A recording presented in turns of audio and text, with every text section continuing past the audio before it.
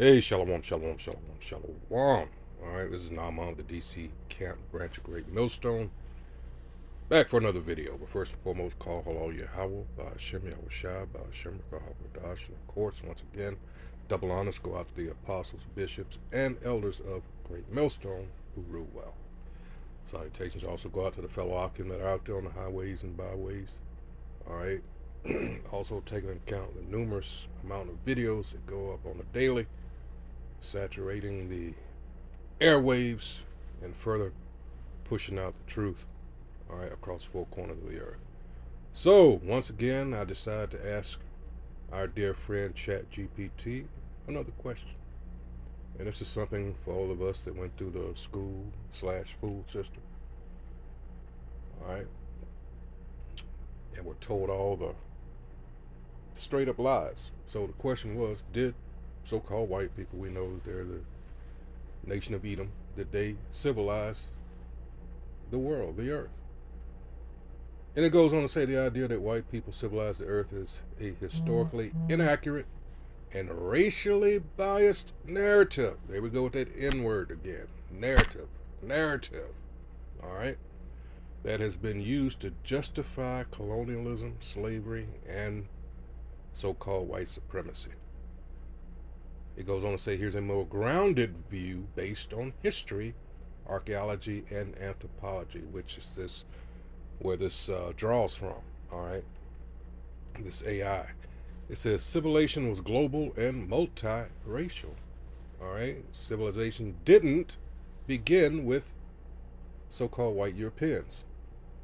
All right, and it gives you the first one. It says Africa, ancient Egypt, one of the earliest and most influential, but it wasn't the earliest. All right, because you had Kush before them, and the Akkadians and all of them. All right. Um, One of the earliest and most influential civilizations, writing, mathematics, architecture, was in North Africa long before Greece or Rome. All right. You know, they always, here we go again, they always focus North Africa. All right. Nubia, Kush, south of Egypt, these African kingdoms rivaled Egypt, and even ruled over it during the 25th dynasty. All right. Great Zimbabwe, which is further south, a powerful medieval city-state with stone architecture and trade networks. Zimbabwe, for those of you that um, are not aware or forgot, the late Robert Mugabe, that was him, and he pissed a lot of of Edomites off with uh, taking back a lot of that farmland. Uh, well, I don't want to say a lot, but enough to make these motherfuckers mad, and a few of them flee and ask for help from their fellow colonizers. All right, that's Mugabe's been dead for. It's also associated with, um, damn it, hyperinflation. Shortly before he passed. Anyway, Mesopotamia, Middle East, often called the cradle of civilization. All right, also known as the Fertile Crescent. Modern day Iraq was home to Sumerians, Babylonians, and Assyrians, who invented writing, law codes, and astronomy. And of course, that would be the original Babylonians, would be what? Kush, right? Uh, Not currently where you know them to be today in East Africa. All right.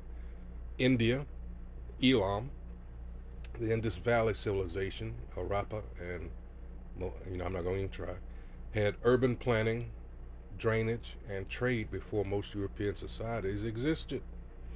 China, Moab, all right.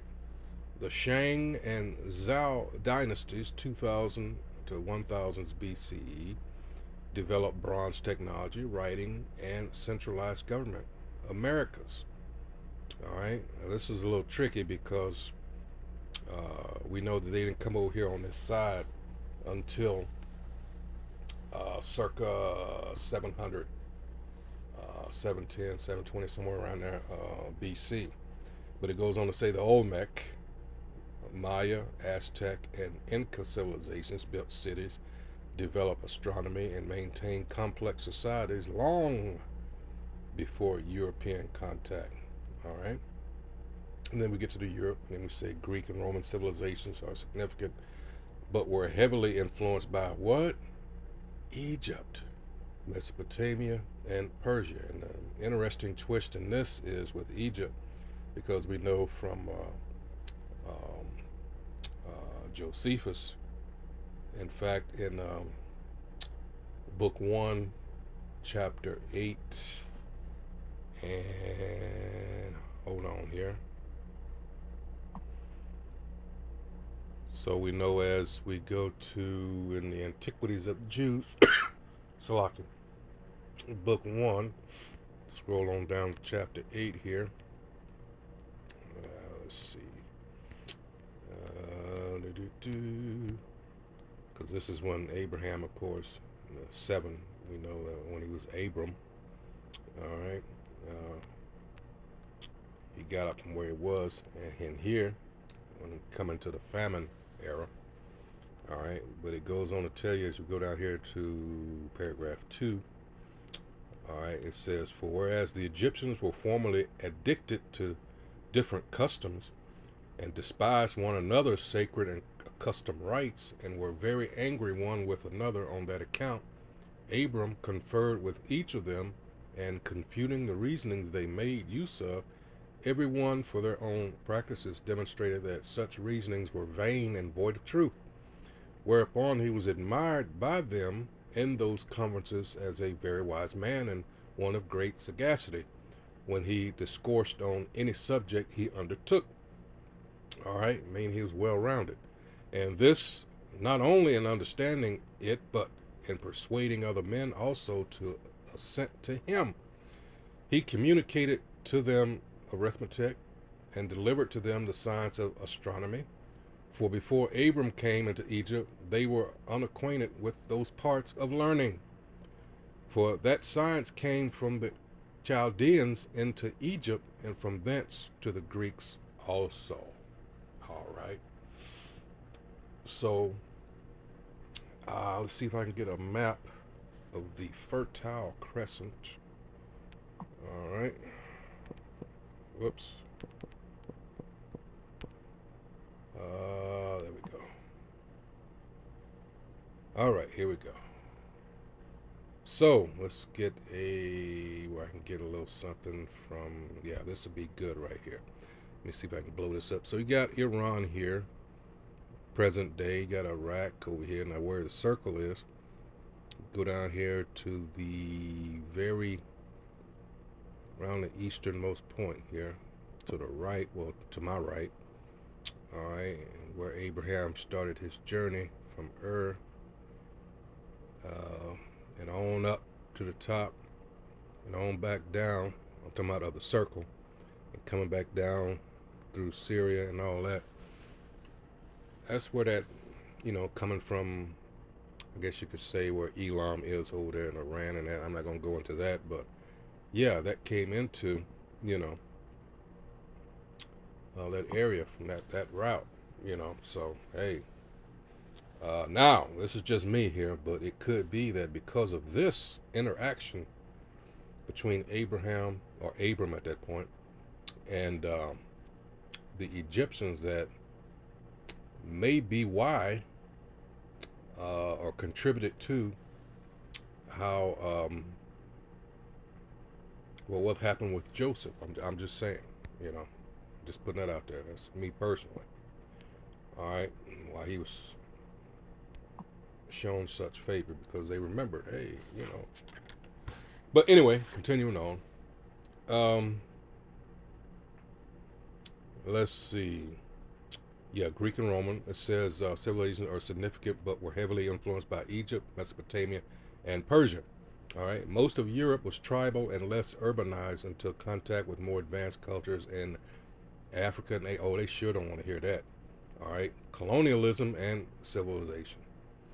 All right. It says European powers spread their culture through conquest, slavery, and colonialism. So who's the brutes? Who's the beast? All right, not benevolence. My old friend ChatGPT. This process often involved destroying or suppressing. Let's get that right now. Let's go ahead and get that scripture. Why put it off? All right. You know where I'm going. You know where I'm going. All right. Let's see.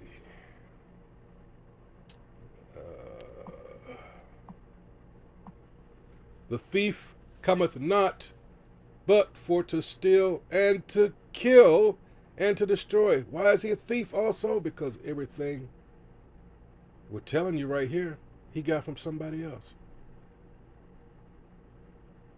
I am come that they might have life and that they might have it more abundantly. All right. Bottom line, white people did not civilize the earth. Civilization is a shared human achievement that began in Africa, Asia, and the Americas.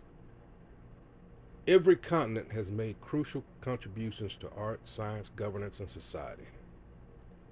If you're asking about why this myth exists, I can also explain the history of Eurocentrism and how it became mainstream. That's interesting because that's what I'm going to next.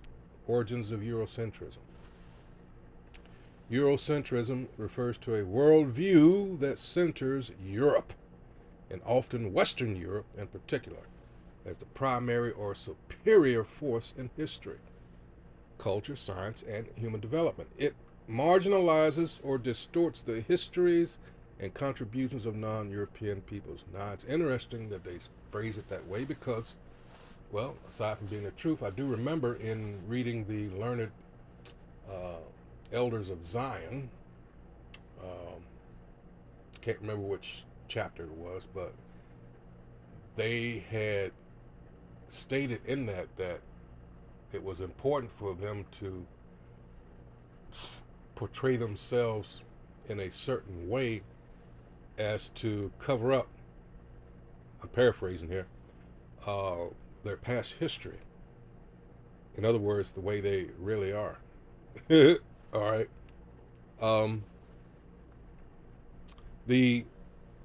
Let's see, where did I leave off?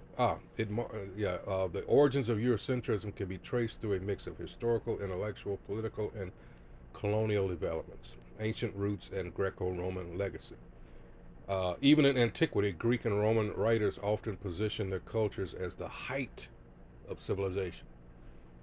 They portrayed non-Greeks, for example, Persians, Egyptians, Africans, as barbarians. The Renaissance, 14th to 17th century, revived this classical heritage, of course, because they were brought to a low estate. All right, I mean low. There are frescoes, paintings of them interacting with Jake in castles, and they're coming out of the woods. And then you look up Woodwose. Let's go there real quick. Basically, I can't remember who it was. An H or without.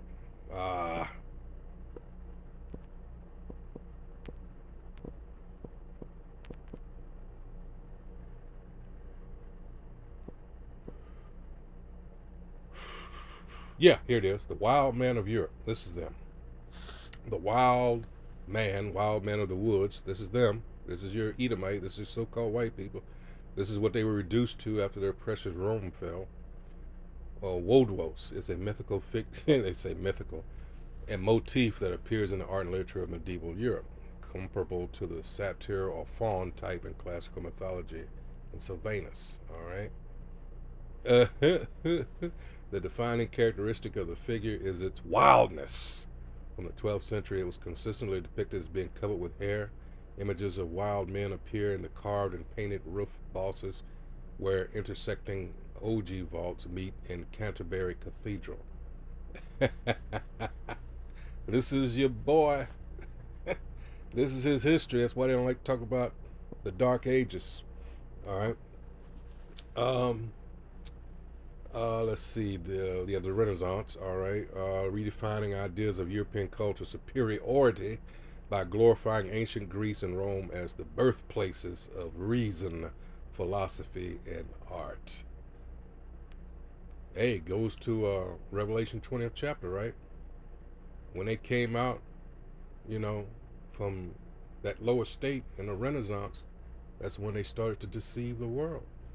Christian universalism in medieval Europe. Medieval Europe saw itself as the center of divine order through the lens of Christian theology. The Catholic Church promoted the idea of Europe as spiritually chosen, with non Christian, especially Islamic and pagan, civilizations viewed as needing salvation or subjugation.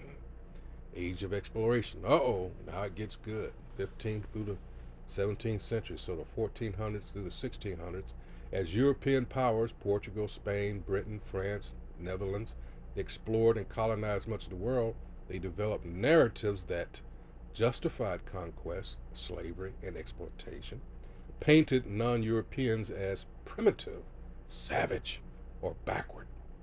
This was the beginning of scientific racism and the myth of the white man's burden.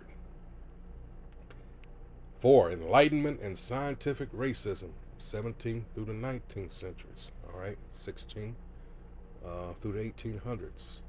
All right, Enlightenment thinkers claimed to champion reason, science, and progress, but often did so by measuring all civilizations by European standards, or European, as I like to say. Philosophers like Voltaire, Hegel, and Kant contributed to the idea that Europe was the pinnacle of history. And I do believe Voltaire was an atheist, if I'm not mistaken, but on his deathbed, he changed his reasoning there. It says social Darwinism and racial theories arose, arguing that Europeans were biologically and culturally superior to other races. Colonialism, number 5, colonialism and imperial historiography. European colonial powers institutionalized Eurocentrism through education. The education system in colonies that taught European history, literature, and languages as superior. And it never stopped. All right? It never stopped. Even after the Civil War, in the area that I grew up, like I say, the North won the war, but the South won everything else. Even in their school curriculum, much of it was designed, aside from your math and things of that nature, as to being sympathetic to the South. All right. Anyway, education systems in colonies that taught European history, literature, and languages as superior. Museums and academia that appropriated and reinterpreted global artifacts through a European lens. All right. When I worked in the, not exactly it's associated with the Smithsonian, but I could tell you firsthand how much of what they're about is heavily put out there and promoted. All right. Histories of Africa, Asia, and the Americas were often rewritten, erased, or seen as preludes to European arrival. All right, and I'm trying to remember, who was it in the Smithsonian, or was it him himself? Smithson. Damn it, I didn't think about that until now, but it was, man. There's writing to that very point. God, I hate I didn't think of this before. God, I would have shown you the letter. But in any way, I can't think of it now. Modern institutionalization. In the 19th and 20th centuries, Western universities, textbooks, and media systems globally reinforce Eurocentric views. Globally. International systems, the UN, World Bank, etc., were built on Western models, often ignoring indigenous and non-European frameworks. Critiques and resistance. Scholars like Edward Said, Orientalism, I'm not going to try the other one, and neither the next one.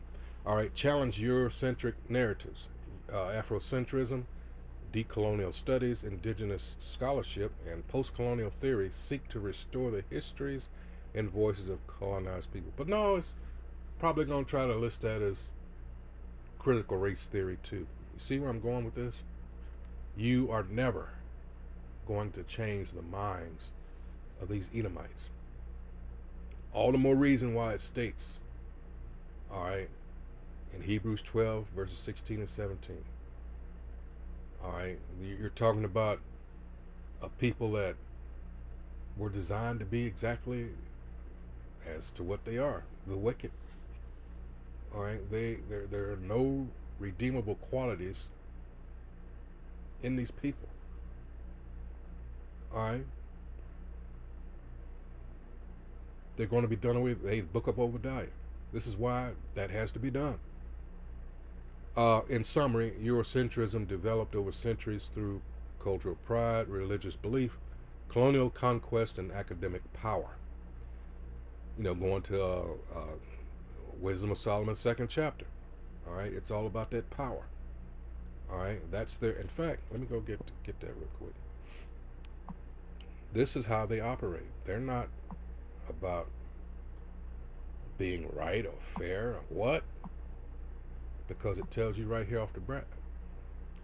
Let us oppress the poor righteous man. Let us not spare the widow, nor reverence the ancient gray hairs of the aged. 11. Let our strength be the law of justice. I got more guns than you, therefore, hey, it's my way. For that which is feeble is found to be nothing worth. So that gives them, in their eyes, the right to do what they do. All right. It shaped a distorted view of global history that elevated Europe as the source of all progress. Today, it's widely critiqued as a form of intellectual colonialism that must be deconstructed to achieve a more balanced and just understanding of the world.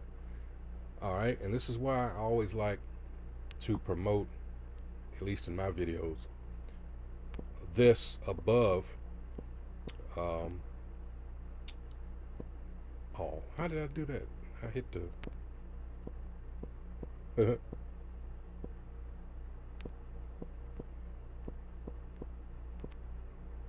As opposed to, hold on here. All right, here we go. Or mentality. All right.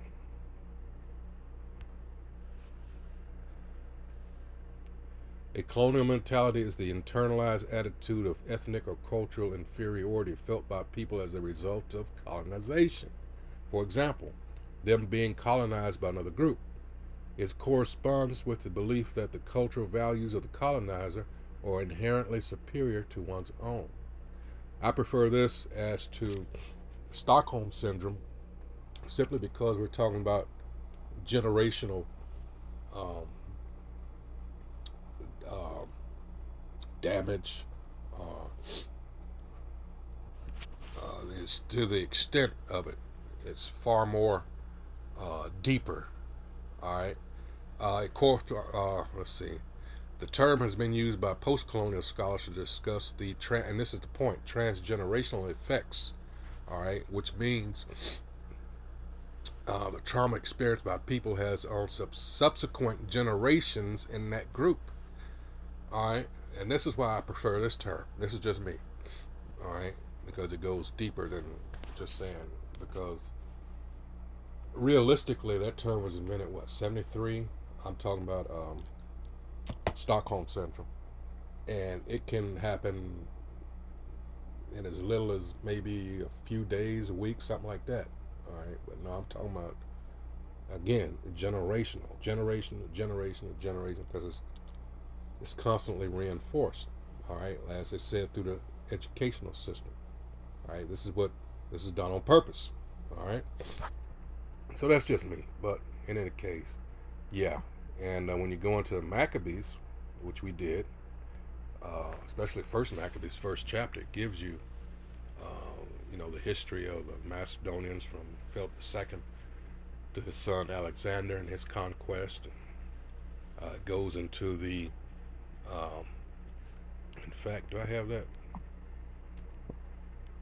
The, let's see. Yeah. It goes into the Helens here in the New Testament English. I'm going to highlight it. The Helens, all right? It says, which is rendered Grecians or Grecian Jews. And that's what it's talking about. That's the importance because there's a 400-year gap, and that was done on purpose. That was another one of their tricks. All right, we're talking about education, especially when it comes to who the people are of the Lord. This was done on purpose. When you get into Alexander, and after he died, then his um, people that were around him, his generals, and then roughly, I'm trying to remember the timeline here.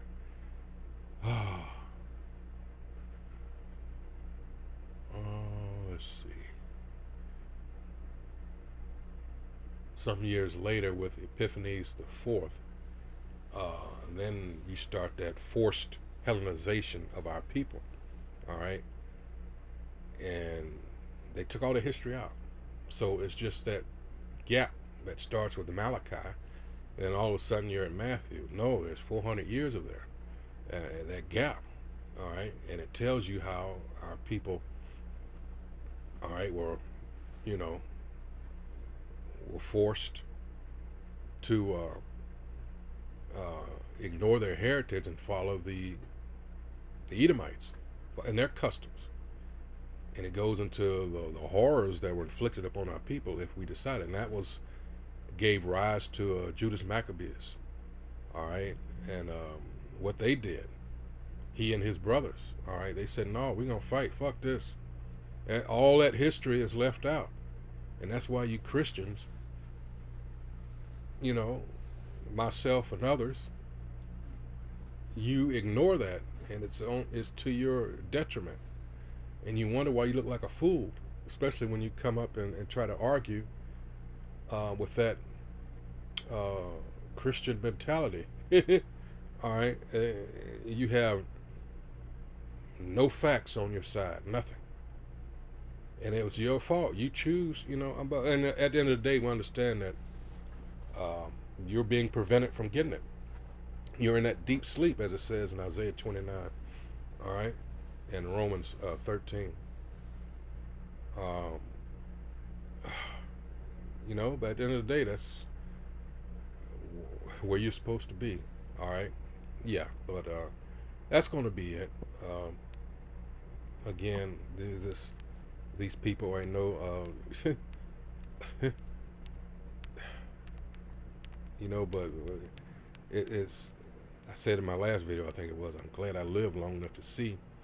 That's another scripture. This happening. Let's see. We get it real quick. This thing seems like it's sensitive when it when it wants to be. This is Sirach 25:7. It says, "There be 9 things which I have judged in mine heart to be happy, and the 10th I will utter with my tongue. A man that hath joy of his children, and he that liveth to see the fall of his enemy." All right, and it's just picking up speed. All right, Luke 10:18. Where Yahweh was talking to the disciples, right? And he said unto them, "I beheld Satan as lightning fall from heaven." This heaven is his rulership. All right, he's being pulled out of power. This is the beginnings of him being cast out of the earth. And it's a beautiful thing to see. All right. So with that, as I promised, this wouldn't be as long. I hope whoever views this has been edified. That's what we do here at Great Millstone. All right. So with that, until the next video, hey, shalom.